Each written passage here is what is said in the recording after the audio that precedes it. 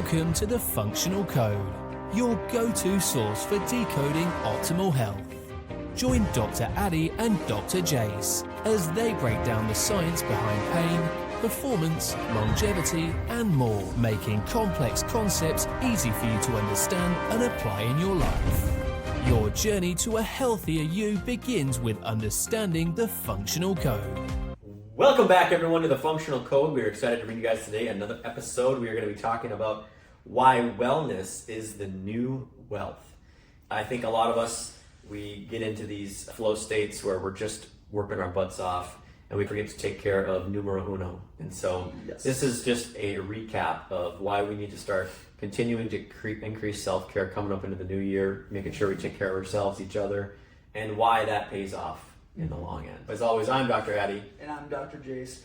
Yeah, if you've ever thought about your body and just your overall health being of the utmost importance, especially when you look at some of the higher end level people in this world, like CEOs, you're going to start seeing common trends, and I know we've noticed it. If the better you take care of your body, everything else performance-wise improves. Yes. In their work, oftentimes family, social life, everything.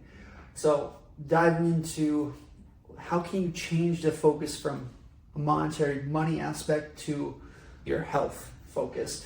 Now long term, like especially with everything we've talked about, longevity is so important, and living quality years into your later years is also very important. So you have to invest in yourself sooner to get some of the payoffs long term, but honestly you can start anytime would be the best. Yeah. So, Doc, I know you said you had a few interesting statistics. Yeah, man, these in are scary. terms of These are scary. wealth. All right, by 2030, Okay.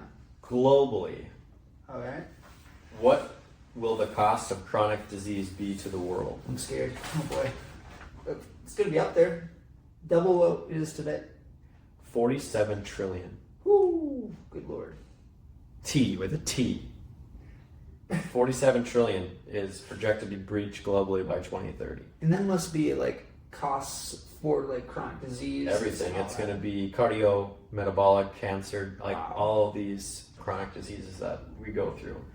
And in just the United States right now, 90% of the nation's $4.9 trillion annual healthcare goes to people with chronic and mental health conditions. 90% of what we spend around chronic disease and mental health. Goodness gracious. In terms of poor health across U.S. employers, it's estimated that $575 billion a year is lost due to poor health. Wow. And 1.4 billion work days are due to absence and impaired performance due to poor health. I'm not surprised by that. We have over 1 billion worldwide living with mental health conditions, and suicide took around 750,000 people in 2021. It remains a leading cause of death among young people. The WHO said that for every dollar invested in mental disorders like depression and anxiety, $4 is returned as far as an ROI due to the increase in performance, outcomes, society, economy. Mm-hmm. And what's crazy is mental healthcare is drastically missing undervalued efficiency and innovation, and there really isn't a lot of ways to improve mental health out there other than spending a lot of money on medications and therapy. And it's not to say those don't help, but a lot of these people just don't have access to do those kinds of things, especially quality therapy. For sure. US shows strong gradients in life expectancy by income. Higher income correlates with longer life. And so obviously what that means is when we have the ability to take care of ourselves, achieve wealth, and ultimately try to be as successful as we can, that does tend to give us a longer, healthier life. Women in the highest income group live 10 years longer than those in the lowest. The men is a 15-year gap between the two. Wow. So again, what that's showing is the higher income group, women live 10 years longer than the lowest, men 15 years higher than the lowest. Very shocking. That's the difference between if average life expectancy is 72, like 73, that could be an 83 or 63 difference, roughly, between the two age groups. And then lastly, High Quality Review found that typical workplace wellness programs do not consistently deliver a positive financial ROI in the first few years, but they did find it improved both workers' health and productivity, and then it had to change direct medical cost savings as far as the ROI once it's being done and spent. But I think a lot of the things that you can take away is it may sound like in the beginning you're spending more money on yourself is losing you money over time, but it's quite the opposite. And you'll find that it's probably one of the, if not the best ROI that you can give yourself over time is taking care of yourself. So true. And curious what you think hearing all that. No, it's very shocking. I'm surprised on the difference of like when you're not taking care of yourself versus when you're taking care of yourself in terms of 10-year difference is incredible. Yeah. And I also, as you were talking through some of the statistics, a big thing that was going through my mind is, okay, so how, personally, I feel like it's easier to invest and start your health journey than it is to gain thousands and thousands of dollars. Now, yes, there's like poverty mindsets and different ways that, like, especially if you have like the gift of gab and able to sell and speak, you may feel like selling and making money might be easier than health. But taking into consideration both sides of things, like maybe your route in life, you're making money, but you need to invest into yourself. I know Gary Vee's a good example of that. He built up everything. He didn't really care about his health. And then he switched and realized that his health is so important. And now he's investing in that, and it's accelerating him into his future, his career, and all that. Versus, let's say, a person right out of school, maybe a personal trainer, for example, they're working out, they're learning themselves, they're learning how to improve all their systems health-wise, and then eventually you can see them working to building up their business, helping more patients, more clients, and so each avenue has its own respect, but it all ends with taking care of your health long-term, and that's where you start seeing of all these billionaires, millionaires, the biggest regret that most of them have in their life is family, people around them, and then also their health and longevity. And it's tough too because you've heard the old adage of you work so hard to build this wealth, but it costed a part of your health along the way, and maybe you get to a point in time where money doesn't buy back the health you've already lost. And the problem that people will face is they get into their roughly mid to late years and something really bad happens to their health and might even cause really detrimental hits to their health, and everything that they worked for can't take care of what happens to them health-wise. And I just would only preach now that you don't allow that to happen to the hard work that you've already put in regards to your success of business, because what's the whole point? Is you really just living to work and then die, or do you want to also get some quality time with family, vacation, retirement out of this? And if you are just working to deplode at one day and not actually reap the benefits of your rewards, I would say that's a pretty miserable way to live. Oh, so true. Yeah, I'm gonna live until this age, then I'm gonna retire, and then I'm just gonna do nothing. It's that drop off. Oh my gosh, it hurts, hinders so many people. For sure. But yeah. And you expect that retirement's going to just allow you to do all these things that you've been maybe waiting for, but you end up having a bum hip, a bum knee, illness, heart issues. Next thing you know, you can't do any of that, and you're fighting to even get some joy because what you thought you were going to be able to do doesn't actually then happen, and now you have to work extra hard. because you don't even have the ability to do the easy things because it's been so hard to do. You haven't done any of that. You haven't done any foundation working your way up to that. And as we're talking through this, a thing that most people can start, at least the thought that goes through my mind is, oh yeah, I'll work, I'll build up this like income, and then I'll start the health journey. The tough part with that is you're able to build up muscle mass, you're able to build up some of the systems early on in life and then maintain at the end years, where vice versa, if you're trying to build up muscle tissue mass at a later end years, you'll reach certain thresholds that you necessarily didn't have early on in your life. Yeah. Huge miss that if you're even starting small stuff earlier on and start building muscle mass and helping your nervous system and making sure your joints and the degeneration process of your system is minimized the better outcomes you're gonna have long term from there. So Peter Tia says your job in your 20s and your 30s is to build as much muscle mass as possible. Yes. That's your job. Yep. He goes, you don't have that ability come 40s and 50s. Yeah. You just don't have that power and impact That potential to create as much. And your goal should be more of a maintenance later on in years of your life. Because when you get behind the 8 ball, it's just much, much harder to do that. Yeah, you're climbing up a hill. Yeah, for big hill. Years. And then not even mention hormone levels too. That's a whole thing in itself. Skin conditions, like it's just a cascade of events if you're not taking care of your system from there. So Doc, you have some things here. What are some high performers doing that can be very easy to at least keep good track of your health? And what are some things that maybe individuals can start thinking about as far as keeping track of their health and maybe looking forward to, starting this journey? Yeah.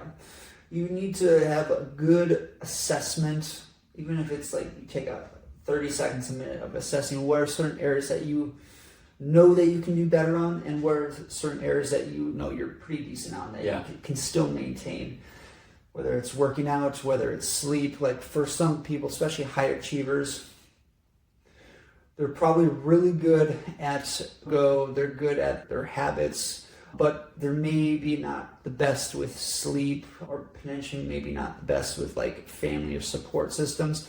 That's where I would double down and see if you can improve those systems. Because with this longevity aspect, you have to look at what's the lowest hanging fruit. Yeah. And is that lowest hanging fruit forcing you to almost drag along as the rest of your system is X amount further along? If you can get the low-hanging fruit back up to the same page, maybe a similar or less their level of difference-wise, you're going to be able to do more work. You have less barriers and stuff like that. So I would assess and see, okay, what are the things that are my lowest-hanging fruits that if I improve those, it'll exponentially compound the results and quality of life moving forward. What are the pillars that you keep track of, Doc? Great question. Yeah. Sleep would be the first thing. Especially with any technology devices, sleep recovery, game changer, numero uno. Yep. From there, I would look at the other metrics I break it down into intensities of quality exercise workouts, and then a mixture of cardio work. So I'm getting cardio, which is a mixture of blood flow, a mixture of heart health, tissue health as well, and then vice versa, stimulating the muscle mass, stimulating the nervous system, driving it higher intensity. So I'm not only getting the recovery, I'm getting zone 2 / cardio, I'm getting exercise workouts. And then the other metric I usually think about, and this is not really in terms of technology or wearables, but it would be then like the social community mental health aspect. Yep. If you have those pillars in place, for a certain extent, you're going to be seeing better than most. But yeah, Doc, outside that, what are some pillars that you have or that might be different than? Yeah, I would say, so I'll try to categorize it into the least amount of categories so that they're all more broad. But cool. My sleep is a category that I keep track of for sure. My workouts, I keep track of for sure. That's going to be huge. Along with workouts, I would just call it like fitness. because I'll also include my self-care ways. If I need to do more cold plunge contrast therapy, or maybe mobility work, or go golf, more fun kind of things, like hobbies included in that too. I included there, where I call them my off days, but really it's just ways that I can go move my body, but do it in a way that's healthy and helpful. Wow. And then I have what I would call my relationships, friends, family, personal relationships, where making sure I'm contacting the ones that I love frequently, and maybe if I'm in the same state as them, hanging out with them and going out and doing things. So making sure that I keep track of the amount of times that I communicate with them. Obviously, a personal relationship, it's how often we're going out and we're doing things, we're taking intentional time. And then diet is a big one. Keeping track of whole food cooked meals versus maybe meals that I buy outside, fast food kind of thing. And then I do have a goal right now of adding on weight. So that's been something that I'm tracking, because I want to make sure that I'm being intentional and actually achieving that goal. So figuring that out too. And then lastly, I would say it's going to be the business category. Ooh, okay. And that's going to be something that you have to be intentional about. Yes. But you also want to make sure that the other pillars don't go untouched or unnoticed, because I am very quick to put all my eggs in the business pillar, and making sure that I'm doing exactly what I need to do to grow and rise and everything like that. But that still has to be equally distributed somehow, some way. Yes. And there are times where the one pillar might be more of my concern versus another, and I just have to figure out how do I best distribute my eggs. But it's still important to have them lined up, because those are really the main things that I keep track of. That's really going to be a lot of my attention to those pillars. Yeah, that's beautiful, man. Yeah. And I like every single point you had there. Let's do this. Let's get into a fun, a little exercise. And this is all theorizing more. Let's say, for example, in the future, and this honestly, this may happen, may not. In the future, there's 2 cities that you could have the potential living in. A higher upkept civilization city, maybe part of the town that you have to pay X amount more in. Maybe there's wealthier individuals that live there. What does that look like from a health standpoint versus someone in more of maybe a poverty, not well kept up area, community town? I know you guys are already thinking in the back of your head, you can already probably see and understand this, but higher up kept, maybe a little bit more wealthy, better interactions with the community versus the complete opposite. What metrics would you assume would be, or would you theorize would be in the higher, more kept up community town civilization versus maybe some of the specifics that aren't in the less thereof? What comes to your mind with that? That's a great question.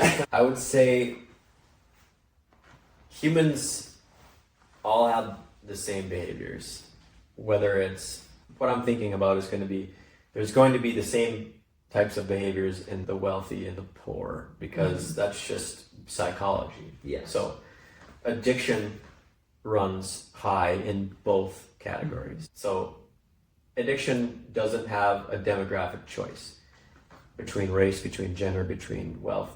You're still going to have those issues. What you might see more of in the wealthier is the diseases of wealth. So obesity, neuropathy, overindulgence, ability to have more resources, but also the ability to consume at a higher rate, those kinds of things. You also see that in wealthy or for poverty as well, and not as much access, can't afford maybe higher quality food. So you're going to see that in both.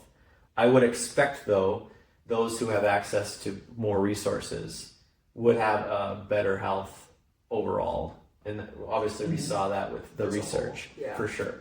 I would argue, though, that the community over here isn't going to be as healthy in terms of interaction community.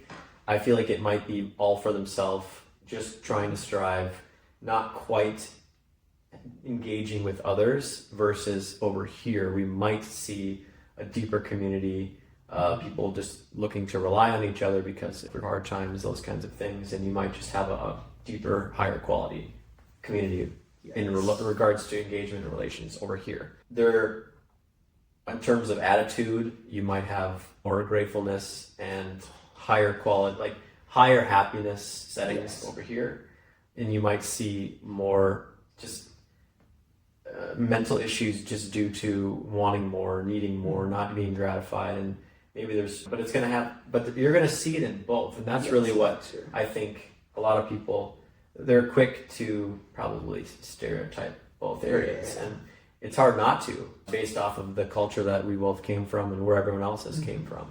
But I would probably argue that would be what would be seen in both communities. What would you feel that you'd either add or change to what I saw? You hit the nail on the head. Everything that was going through my mindset. And you can almost think about this of someone a child that grew up privileged versus poverty.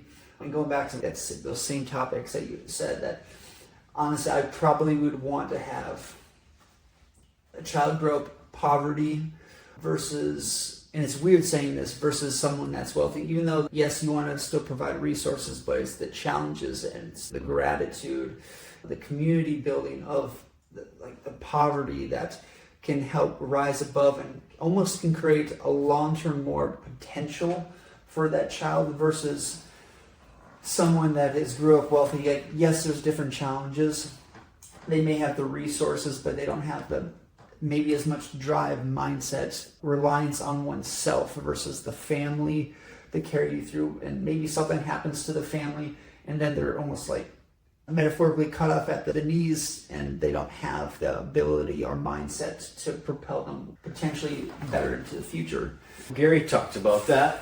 He mentioned that he gets thousands of DM requests from 20-year-olds, and they are saying, Gary, I'm lost, and I don't know who I am, and I'm miserable, and I'm depressed, and I don't know what to do.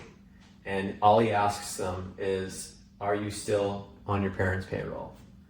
And then if they say yes, he goes, fuck off their payroll, man. It's time to start failing by yourself. It's time to start learning, and it's time to start learning how to be independent and grow and achieve things by trying and failing. And I'm curious what you think of this, because one can assume that, because there's a difference in, this is such a tough question, because I know where people are already thinking of this, because some would say, based off of wealth, this person over here has a higher chance of succeeding than this person over here. But there are so many rags to riches stories in this area, and it's all about how you apply yourself and those kind of things too. But would you say that, let's say, for example, over here, if you are raising a child and let's say that you have abundance, how do you still incorporate drive into that person? And what are some things that you're thinking about in terms of setting them up for success that they may not have achieved, or they may not have been experienced or exposed to in that part of their life? The biggest thing that I would say is you are and you will become the person based on the challenges and or experiences that you've been through. So if you're going to create a tough person, if you're going to create someone that, let's say the attributes, for example, let's say you want someone to be built up that is like musculature, that has a lot of muscle mass, if we will. You're going to have to go through long, tough, hard workouts in order to gain that muscle mass. Yeah. Vice versa, someone that has a tougher time communicating with others, you have to put them in situations that's going to challenge them and create uncomfortability. So put them into larger crowds, into speaking classes, stuff like that. So you have to go through the challenges. So let's say the person that has a lot of abundance, but you want them to have a better long-term outlook or a higher potential, you're going to have to force is maybe not the right word. You have to put them into situations and times that is going to challenge them mentally, maybe change their perspective back to their poverty mindset. Exposure, really. Exposure, yeah. Because at the end of the day, each person, they'll adapt to their environment to a certain extent, but they have the potential to rise above. It's how are they able to rise above, and do they have that mental fortitude? And that usually stems from the parents to the child, or children at an earlier age. It can be older as you get up there, but in terms of neuroplasticity, from a brain standpoint, it's 25 years and younger, there's a higher chance of neuroplasticity, so you would ideally want to have the challenges much earlier in life. Yeah. And then you can almost, based on the situation that you put them in, you can tailor that future outlook or potential of that person thereof. So, for sure. At the end of the day, challenging the person, put them in situations that are very uncomfortable for them, having them learn without giving them too much feedback on their own, and you'll start seeing that they'll rise above if you put them into those challenges. But yeah. Is there any thoughts that come about from that? I would say I would let them fail early and often. Yeah. That was going to be the first thing that I think of. Yes. And the ways that I have, the lessons that I've learned, all the troubles that I've gone through, all the hardships, I wouldn't trade those in for anything. Yes. Because it has made me who I am today. And I would say that I am glad I have faced that kind of hardship, because that's how I've grown as a person and as a leader and as all these other things in life. And I would hope that you just don't shelter your person from that, because that's how they're going to grow. So that would be the one thing that I obviously would recommend. But I also grew up poor, and I would say my parents grew up way more poor than I did. Sure. So I know that all they wanted was to give me a better life than they had, and they told me that. I had it obviously better than they did, but I would foresee when I start my family, I'm probably going to have, my kids are going to have it way better than I did, and then extremely better than what my parents had.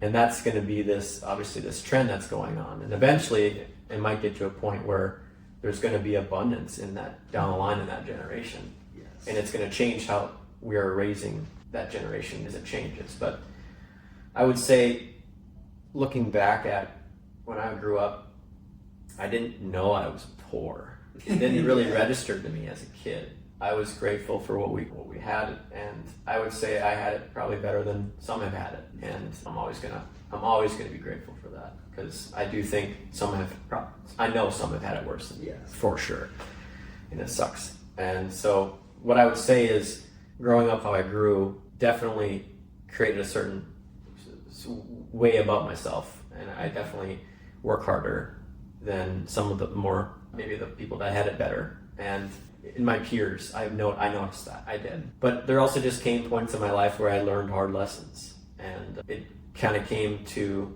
the point where, had I not really went through hardships, I don't think I would have been as successful as I am today, because there would have been ultimately no consequence for my actions, but the consequences created the mindset shift change that I need to figure things out. Otherwise, it's going to be a pretty poor outcome for me. And that is what I would only hope that you can give the person you're trying to build. That's really what needs to be done, because once you can give them that foundation moving forward, everything else they can do themselves. And I really do think that it's a great way to continue to build off of that foundation moving on in life and success and riches and those kinds of things too. Smart. Okay, let's take, I know we had that example, and you already started the process thereof. We have abundance. How can you help someone create a higher potential? Now, let's take the same thing with someone more of a poverty family, and how can you have them break past the barriers to maybe create more wealth, but to also help them in their health journey long term. So I guess I would ask, what are other tools and ways that you can, and I think a lot of people might be more in this like poverty, maybe more mindset than maybe have money, or like middle, lower class kind of deal. But how can you help give them tools mentally, mind wise, to get them to that higher level? For sure. So growing up, community, culture, family, like we were very frugal, and there's nothing wrong with that. and it created safety. You know, it allowed for a safe and consistent childhood being raised the way that I was. So I'm not gonna say that was bad by any means. And in a way, it was a beautiful thing that I miss. I missed not needing to continue to, through inflation and more expensive shit and just all this other money, bills, all that shit now. It really was a beautiful time, very simple. There was a very cheap standard of living where I lived. And it's different now in a big city. It's much different. And so I do miss that because it's calmer, it's slower life, and it's really peaceful. And so those are going to be some of the things that I want to get back to. I really do want to possibly move back to that area and have that kind of way of life. And there's something to be said about manual labor and just working for what you earn, those kind of things. But what I would say is my mindset didn't shift until I learned about poverty mindset and like the product of the environment. Yes. And I wouldn't say that it was necessarily put on me directly, but through the community and through the culture, it's just something that you learn, but probably by osmosis. Yes. Save your money, don't take risks, just try to make sure that you are safe and you have enough for your family, all those kind of things. Probably the typical boomer mentality that they were taught by their parents. But it didn't change until I started reading books that pushed my mindset out of that. Love it. And so if you can't learn it from someone else, and I was grateful enough to have a good mentor who showed me that. But if you don't have the mentor, you can't find yourself, then I would just read these books. Rich Dad, Poor Dad was one of the first ones that I read. The 10X Life by Grant Cardone was another. Ways to just pull yourself to want more, to get more, to achieve more. But to do that, you have to figuratively push this ceiling, this lid above yourself off and higher, because you are your own limiter. And that's really what helped me get to where I am now, to really say you could be more than what you came from. And it's okay to want more. And I think a lot of people view that as cocky or maybe as a negative mentality of, oh, you're hedonism, you're just trying to make as much money as you can and there's no pleasure in that, and you're going to ruin relationships, and you're going to see that there's going to be negativeness from your peers and maybe even your family if you want to try to gain more. Yeah. Capitalism, there's a lot of harsh political climate around wanting more and achieving more. And that's where you just have to understand that to be different, it's gonna make you feel different. Like you're gonna receive some backlash from your peers who want to just stay average. And average, it's a shitty word to hear, but it's true. If you're gonna want to be more and be more successful, make more than most people, you're gonna have to do more than most people, and it's gonna have to be different than probably what others are doing. So if you want to hang around the same people and they're just doing their own thing, living their life, that's fine. That's totally fine. But if you're jogging in place and your expectations are here, but your effort isn't matching your expectations, stop beating yourself up because you're not aware enough to say, hey, I'm not doing what needs to be done. Yeah. And so to get from there to above, it's learning from those who've done it. That's probably the best that I have to say on how to, if you weren't taught those lessons, how can you get to where the others have achieved? But don't lose yourself along the way. Because there's a lot of people up here who are miserable because all they're chasing is wealth. And they really do lose a lot of the things that maybe you had when you were younger, that maybe up here that, vice versa. How about you, Doc? What would you say? Yeah, no, I think, you hit the nail on the head with everything quite well. And a lot of this to tie the full scope in terms of health is the new wealth. A lot of this is, yes, you have to learn from people that may have experienced or gone through tough times. Like Goggins is another awesome individual. The amount of strain, mental fortitude, and effort that he's had to overcome is inspiring to others. Yes. And certain tools and things that he used along the way, I think can be passed down from generation. Doesn't matter, abundance versus poverty mindset. In terms of health, it sets a more of a level playing field between the two. Just one maybe has more resources where the other one maybe doesn't have as many resources, but they have maybe more effort towards this thing. So from a broad term spectrum, it's more of a level playing field than you may think. It's just how can you, for both sides, poverty versus abundance, rise together? Because at the end of the day, the biggest key is how can you live the most quality life you possibly can in the end years and the whole life process, and enjoying the time that you have with people you love. And at the end of the day, if you're able to do that, you're gonna eventually, whether even if it's still a poverty mindset, you're gonna have and feel like it's a quality, good life in itself. So taking money aside, when we're looking at the health structure, the biggest thing you can do is start now, start today, and then try to stay consistent, but don't beat yourself up if like you've maybe haven't been working out for a while, or maybe have lacked in an area. There's so many things now with the information of abundance of information you can gather at any time. You have to be more, and this is where I challenge everyone, be more selective with who you listen to from a health standpoint, more, and it could be any other standpoint, because the filters that you are getting information in will thus propel you to the future. So if you're able to fine tune those filters, you're able to exponentially compound your potential moving forward. So who you listen to and who you surround yourself with matters so much. And that's partially why we brought together the abundance versus poverty mindset, so you can see from all levels of where the target is for every single human being. If your top health, we'll call it influencer or person you listen to, is someone who's putting out the 10 best supplements to buy every other post, you're probably needing to find a better expert. Or someone who posts an affiliate link to buying some weird health hack every other post. Again, I would encourage you to maybe find someone who's promoting more of the pillars that we've talked about.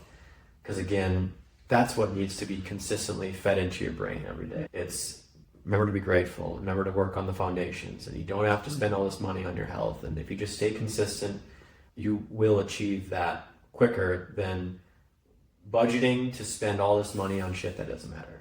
So for people you don't even care about. And if you find yourself continuing, you're in this loop of, oh, I tried this, and none of that was the pillars that we talked about, and all of it was you buying shit that didn't help you.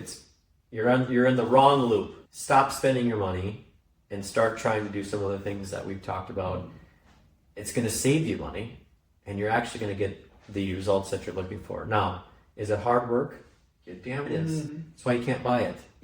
It's hard. It's shit. It sucks. There's not a lot of dopamine and gratification from it. Starting out in the gym, you might not get that feeling of euphoria for a month or two. It's grueling work. The first few workouts after a long time, it sucks.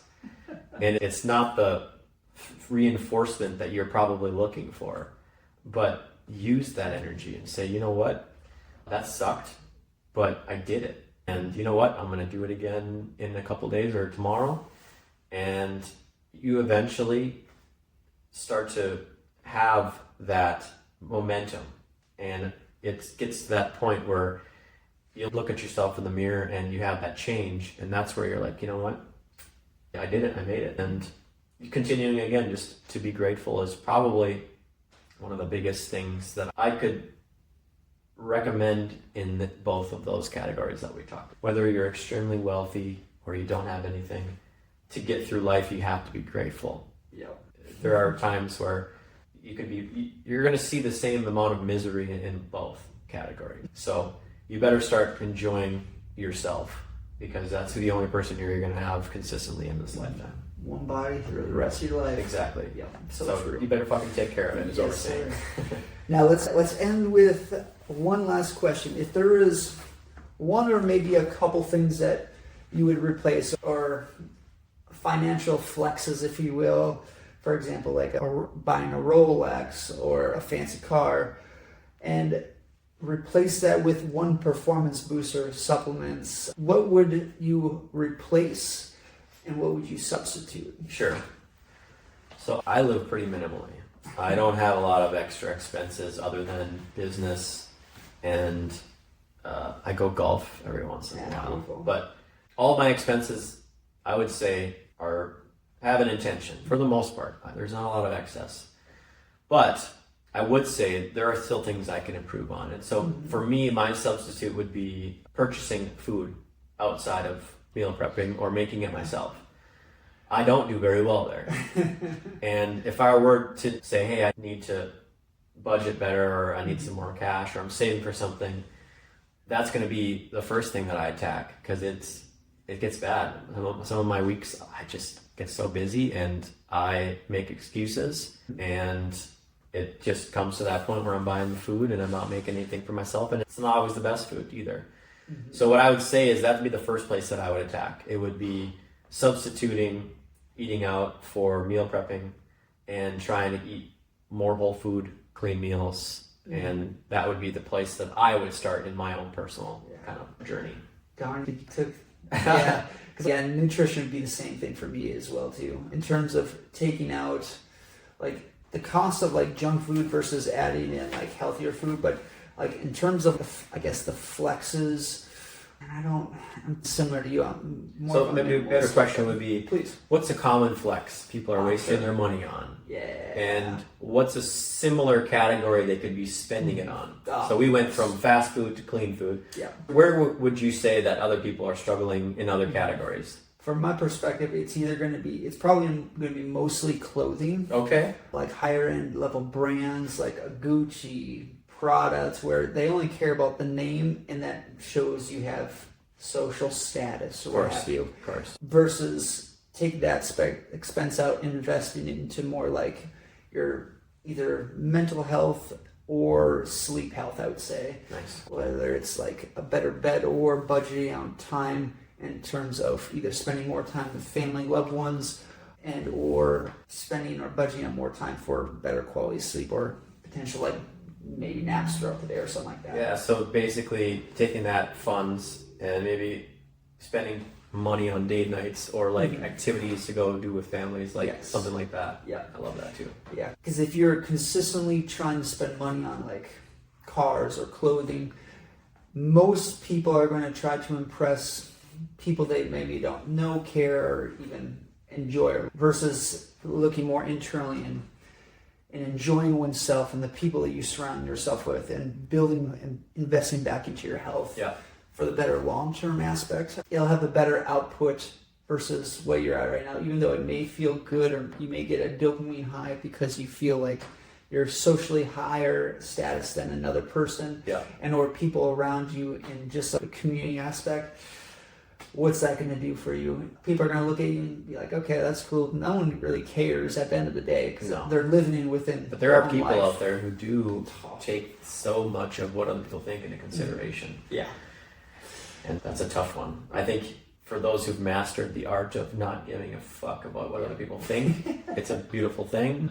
Those of you who have struggled with it, I would encourage you to keep practicing, because it's just I don't know. I've almost gotten too good at it. Yeah. But for me, I also would say the low-hanging fruit that I'm always going to attack, and I know people can get offended by this, but it's going to be alcohol, nicotine, cigarettes, vapes, soda. It's the shit that you're spending your fucking money on that doesn't matter for your health. There is zero productivity improvement, health improvement from those products. Zero. So true. I don't care.